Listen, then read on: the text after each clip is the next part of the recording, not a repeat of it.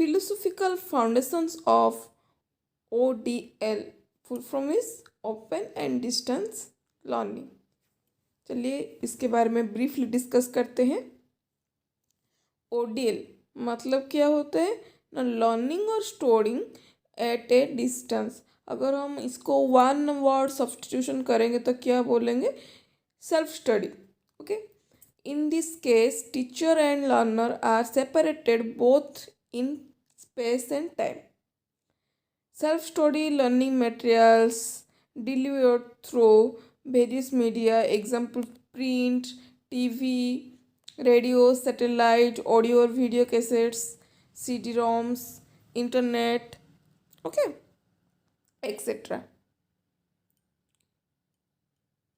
इसको इसका जो अदर नेम से क्या क्या है, इसको हम क्या बोल सकते हैं, correspondence education, home study, independent study, external study, off campus study. मतलब कैंपस जाने की ज़रूरत नहीं है, हम किसी भी प्लेस में पढ़ सकते हैं। Open learning, open education etcetera. चलिए अब डिस्कस करते हैं फिलोसॉफिकल फाउंडेशन के बारे में। Several theories have developed their own theory about ODL. These are industrialized form of education. Otto Peters in 1973 described distance learning as the rationalized form of industrial production. मतलब क्या होता है ना, अगर क्लासरूम में डिफरेंट टाइप ऑफ लर्नर्स है और teacher एक है, तो उनका जो एग्ज़ाम आएगा तो एग्ज़ाम में उनका जो आंसर होगा वो लगभग सिमिलर होगा। लेकिन अगर हम उन स्टूडेंट ने अगर सेल्फ स्टडी किया है एक टॉपिक पे और क्वेश्चन में ये अगर क्वेश्चन पूछ लिया तो उनका आंसर क्या होगा, डिफरेंट होगा। हाँ, टॉपिक के जो भी समरी है वो सेम होगा, लेकिन उनका जो राइटिंग है वो थोड़ा डिफरेंट होगा लर्नर के हिसाब से।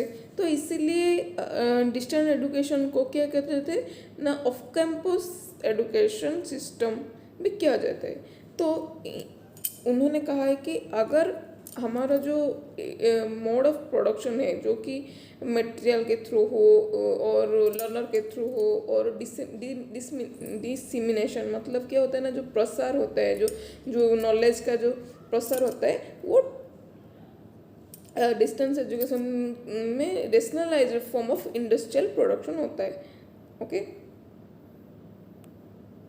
देन ये कोर्स में क्या होगा ना, मटेरियल और जो भी स्टूडेंट को स्टडी मटेरियल या जो भी सोर्स मिलेगा वो सेम हो सकता है, पर उनका जो मोड ऑफ प्रोडक्शन मतलब जो कि नॉलेज का जो कि वो जो गेन करेंगे वो डिफरेंट होगा।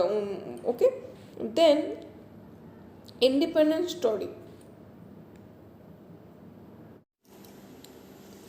चार्ल्स वेडमेयर जो थे उनका कहना था कि जो डिस्टेंस एजुकेशन है ये एक लाइफ लॉन्ग लर्निंग प्रोसेस है, जहाँ पर क्या होता है कि learners are independent of teachers. Okay, इसलिए इसे क्या कहा जाता है ना, इंडिपेंडेंट स्टडी।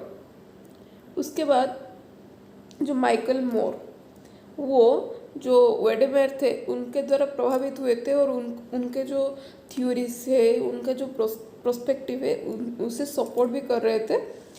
और उनका कहना था कि वो कुछ चीज़ ऐड भी किए थे। उनका जो थ्योरी था वो क्या था, dialogue and individual study. Dialogue में क्या होता है ना, एकेडमिक इंटरेक्शन होता है, जहाँ पर कि टीचर और एंड लर्नर बोथ का कंट्रीब्यूशन सेम होता है। यहाँ पर कम्युनिकेशन स्किल डेवलप होता है जो कि क्लासरूम स्टडी होता है। उसके बाद आता है इंडिविजुअल स्टडी। यहाँ पर होता है ना, एक लर्नर अपने उसको जैसे चाहिए वो अपने तरीके से नॉलेज गेन करता है, वहाँ पर टीचर का ज़रूरत नहीं होता। ओके, उसके बाद उन्होंने ये भी बोला कि ये एक जो डिस्टेंस लर्निंग प्रोसेस होता है, यहाँ पर एक फ़ायदा ये भी होता है कि आप कोई भी प्लेस में पढ़ सकते हैं। और वहाँ पर क्या होता है कि आप जो भी टाइम भी अपना स्टडी को स्टार्ट कर सकते हैं। उसमें कोई एज या कोई प्लेस या कोई भी टाइम का ज़रूरत नहीं होता है। और सबसे बड़ा फ़ायदा ये होता है कि अटेंडेंस की कोई भी परेशानी नहीं होती है। ओके, उसके बाद आता है एक और उन्होंने बोला कि यहाँ पर क्या होता है ना, जब जब लर्नर अपने तरीके से कोई भी चीज़ समझने के लिए कोशिश करता है तो वो उसका नॉलेज भी डेवलप होता है और वो उसका टाइप ऑफ मैच्योरिटी भी डेवलप होता है। लाइक वो अपने तरीके से नोट बनाना या कुछ भी सेंस ऑफ मैच्योरिटी उसका धीरे धीरे डेवलप होता है। उसके बाद आता है guided didactic conversation. Holmberg in 1981 propounded the theory of teaching learning conversation in distance education। उनका जो पर्सपेक्टिव था ये था कि उनका कहना था कि अगर हम किसी भी स्टूडेंट या कोई भी पर्सन को मोटिवेट करेंगे तो उसके बारे में कुछ नॉलेज होना चाहिए। अगर कोई डाउट हो तो वो किसी से पूछ सकता है, पूछे तभी तो डाउट क्लियर होगा ना। तो अगर कम्युनिकेशन नहीं रखेंगे, इस कॉन्वर्सेशन नहीं होगा टीचर और लर्नर के बीच में, तो लर्नर कैसे जान पाएगा कि वो कहाँ पर गलत है, कहाँ पर सही है।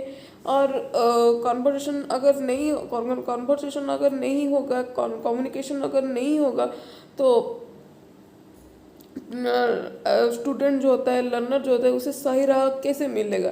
इसलिए कॉन्वर्सेशन का बहुत ज़रूरत होता है। तो उन्होंने एक सॉल्यूशन निकाला कि हम टीचर को थ्रू टेलीफोन, फैक्स, ईमेल और पोस्ट के ज़रिए हम कम्युनिकेट कर सकते हैं।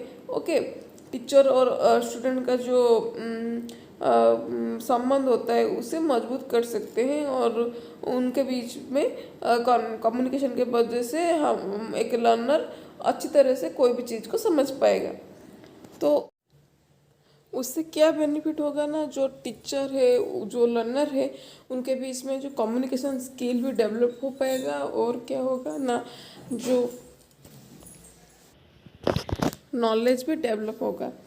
उसके बाद उन्होंने हॉलमबर्ग जो थे कि उन्होंने गाइडेड डिडक्टिव कन्वर्सेशन को 7 पोस्टुलेट में डिवाइड किए थे।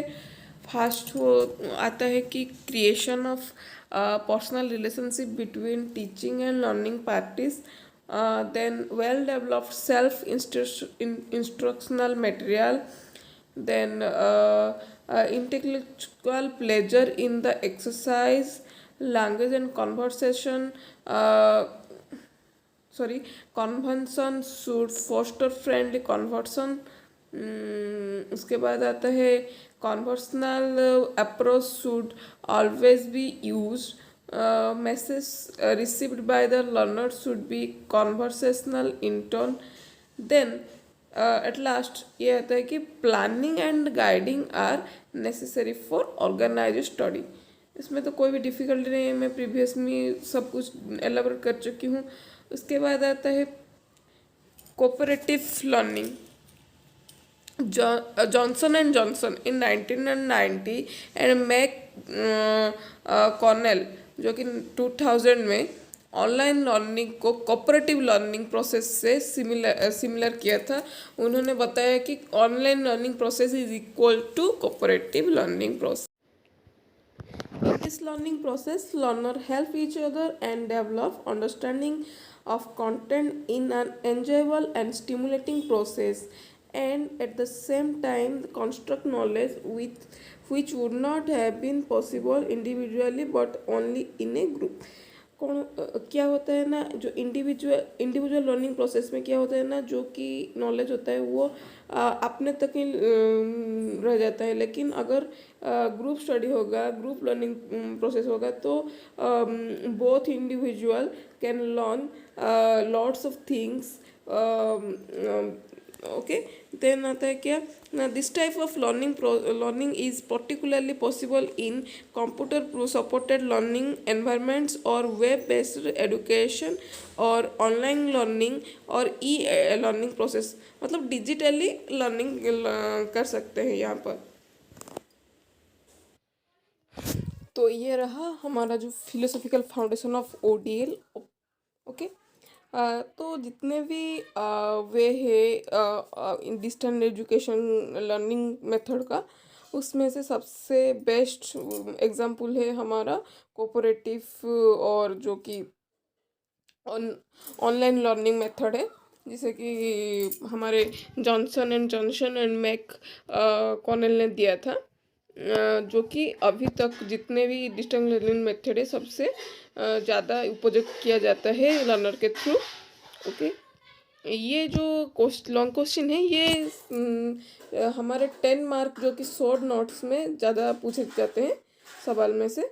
तो अगर इसको लॉन्ग में आपने लिखना चाहते हो एग्ज़ाम में अगर पूछ लिया, तो आप उसके इंट्रो में थोड़ा ओडीएल के बारे में थोड़ा एलाबरेट कर देना, उसके बाद इसको भी थोड़ा एलाबरेट करके लिखेंगे तो हो जाएगा। Thank you everyone.